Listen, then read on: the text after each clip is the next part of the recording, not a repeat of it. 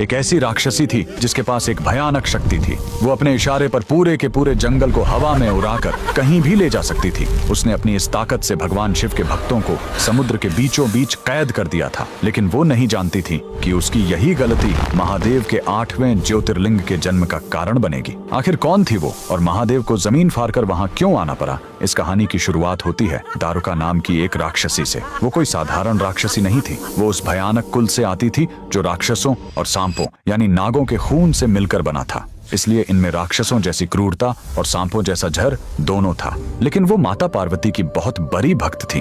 उसकी तपस्या से खुश होकर माता ने उसे एक अनोखा वरदान दिया था। दारुका ने मांगा कि माँ, मैं जहाँ भी जाऊँ मेरा ये पूरा जंगल दारुकावन मेरे साथ साथ चले।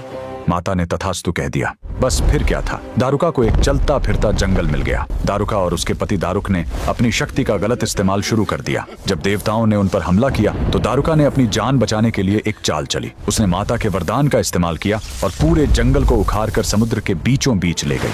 अब वो जंगल पानी से घिरा एक सुनसान टापू बन चुका था जहाँ कोई आ जा नहीं सकता था। वहाँ से गुजरने वाले जहाजों को वो लूट लेते थे। उसी दौरान उन्होंने शिवजी के परम भक्त सुप्रिय और उनके साथियों को पकड़ लिया और उसी जंगल वाले टापू पर कैद कर लिया। राक्षसों ने सुप्रिय को आदेश दिया कि वो शिवजी की पूजा छोड़ दें, लेकिन सुप्रिय नहीं माना। उसने वहां की मिट्टी से एक शिवलिंग बनाया और ओम नमः शिवाय का जाप शुरू कर दिया। राक्षस राजा को बहुत गुस्सा आया। उसने अपनी तलवार उठाई और सुप्रिय की गर्दन काटने के लिए आगे बढ़ा। तभी एक चमत्कार हुआ। अचानक जमीन फटी और वहां से साक्षात महाकाल प्रकट हुए। शिवजी का रूप इतना भयानक था कि राक्षसों के हाथ से हथियार छूट गए। महादेव ने पल भर में सारे राक्षसों को घुटने टेकने पर मजबूर कर दिया। शिवजी उन सब का वध करने ही वाले थे कि तभी माता पार्वती ने उन्हें रोक लिया। स्वामी, कृपया इन्हें छोड़ दीजिए, ये मेरे भक्त हैं। शिवजी मान गए। अपने भक्त सुप्रिय और देवताओं के कहने पर शिवजी ने हमेशा के लिए वहीं रुकने का फैसला किया, क्योंकि शिवजी ने नागों और राक्षसों के उस वन में वास किया था, इसलिए उनका नाम पड़ा नागनाथ। और बाद में उस जंगल को वापस महाराष्ट्र की उसी जगह पर स्थापित किया गया।